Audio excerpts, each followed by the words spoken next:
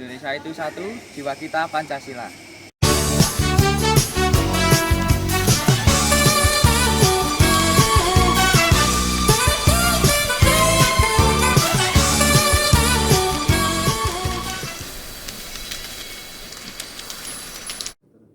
Assalamualaikum warahmatullahi wabarakatuh.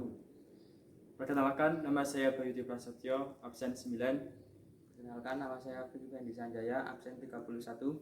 Kami di sini akan membahas mengenai keadaan Indonesia saat ini. Hanya keadaan, tetapi kami akan juga membahas tentang faktor, tentang usaha kami, dan juga harapan kami terhadap Indonesia. Selamat menyaksikan.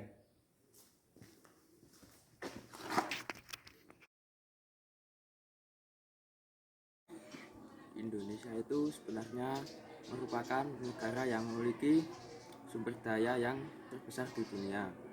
Di dalamnya pun terdapat kekayaan alam yang bila itu dijual itu memiliki nilai yang tinggi. Tetapi untuk akhir-akhir ini sepertinya Indonesia mendapat gejolak masalah yang sangat besar sekali, yang itu bisa mengancam persatuan dan kesatuan NKRI. Tak hanya sumber daya alam, tetapi Indonesia juga memiliki sumber daya manusia yang cukup banyak. Mungkin karena kurangnya pendidikan dan taraf kemiskinan yang masih rendah, Indonesia banyak sekali dan bahkan sangat mudah sekali untuk saling diadu domba, antara adu domba dengan masyarakat terhadap suatu kepala daerah maupun pejabat tinggi lainnya. Oleh karena itu, kita sebagai warga Indonesia haruslah bisa tetap menjaga persatuan dan kesatuan Indonesia. Indonesia merupakan negara yang makmur. Di sana terdapat banyak sumber daya alam dan sumber daya manusianya. Akan tetapi, karunia yang telah diberikan oleh Allah kepada negara Indonesia kini kian berubah. Banyak terjadi pembalakan hutan, demonstrasi, anarkisme, vandalisme, dan masih banyak lagi. Ada beberapa faktor yang menyebabkan permasalahan-permasalahan di negeri ini. Salah satunya yaitu faktor kesalahpahaman, di mana ada kedua belah pihak yang tidak saling memahami satu sama lain, atau di sisi lain pihak itu ingin agar keinginannya itu diwujudkan, tetapi pihak itu juga tidak ingin memikirkan kepentingan bersama. Contohnya antara rakyat dan pemerintahan. Di situ pemerintahan sudah membuat kebijakan, tetapi masyarakat tidak dapat menerima. Sebenarnya itu bisa saja menuangkan aspirasi, tapi tidak selalu dengan kekerasan.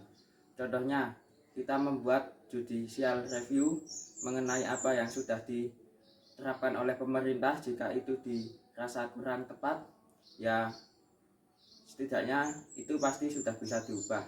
Tidak usah melalui kekerasan-kekerasan seperti demonstrasi-demonstrasi yang anarkis.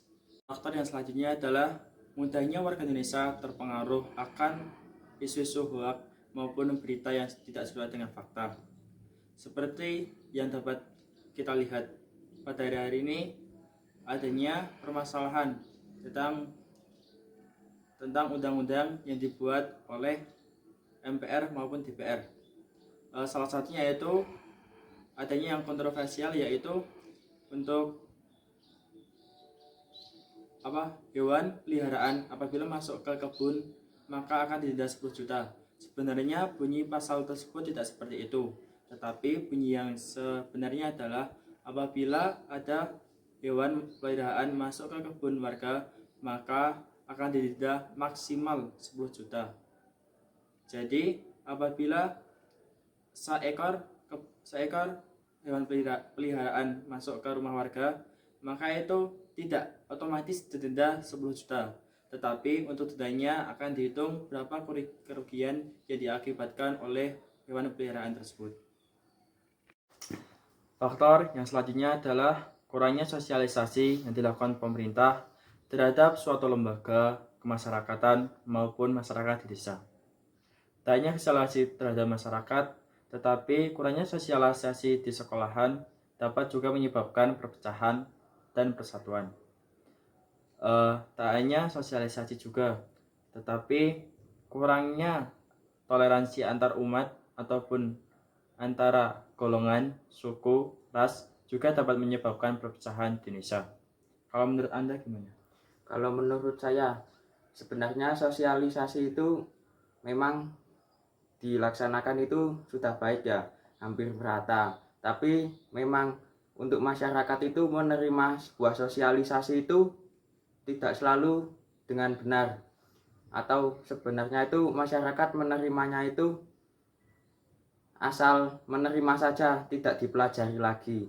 Nah, itu yang menyebabkan kalau sosialisasi itu enggak penting katanya, tapi sebenarnya itu tuh penting.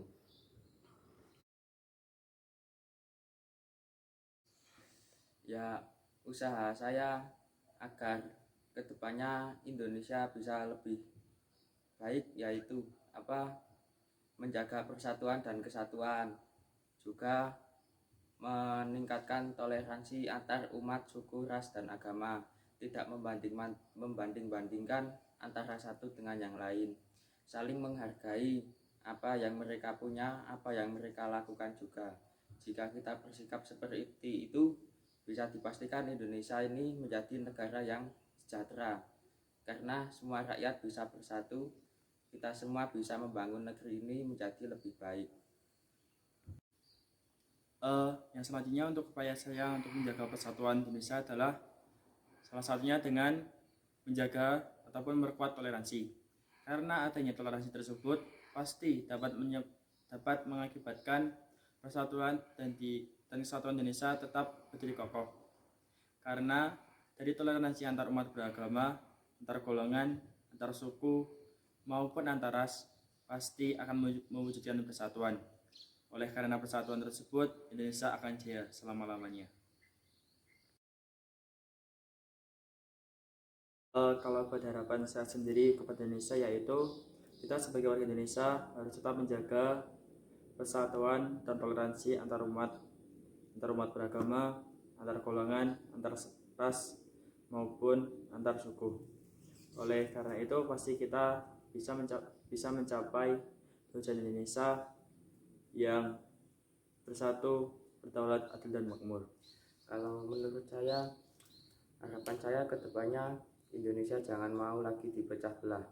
Contohnya, jangan mudah diadu domba, karena dengan mudahnya diadu domba itu pasti akan terjadi perpecahan di setiap daerah. Dan saya tidak ingin melihat Indonesia ini menjadi terpecah belah, tidak dapat bersatu kembali. Karena semua perjuangan yang telah diberikan kepada kami sebagai penerus generasi berharap agar Indonesia untuk saat ini bisa untuk tetap aman, jaya, makmur, sejahtera. Tanya itu harapan kami juga berharap kepada seluruh warga Indonesia untuk tetap menjaga persatuan, jangan mudah diadu domba, dan jangan pula gampang menerima berita yang belum pasti ataupun berita hoax. Sekian dari kelompok kami akhiri. Wassalamualaikum warahmatullahi wabarakatuh. Indonesia negeriku.